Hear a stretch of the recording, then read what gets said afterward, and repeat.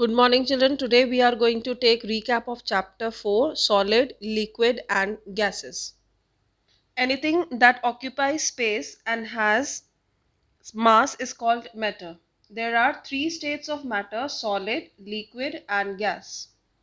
Let's take one by one. In solid, the molecules are tightly packed. They attract each other with a strong force of attraction. There is no intermolecular space between the molecules, so they cannot move. Solids have definite shape and volume. In liquid, the molecules are not as closely packed as in solids. Liquids have definite volume but no definite shape.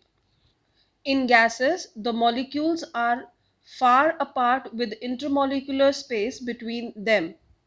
They can move freely in all directions. Gases do not have definite shape and volume.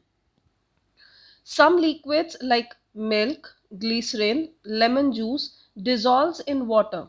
The liquid that mix with each other are called miscible liquids. Liquids which do not dissolve in water are called immiscible liquids like oil and kerosene. Let's take changes of state of matters. Matter can change from one state to another on heating or cooling. First is melting. When ice is kept out of refrigerator, it melts. The process of changing a solid into liquid is called melting. Next, evaporation. When water is heated, it changes into water vapor. The process of changing liquid into water vapors or gas on heating is called evaporation. Next, condensation. When the steam touches the cold surface, it changes into water. So, the process of changing gas into liquid on cooling is called condensation.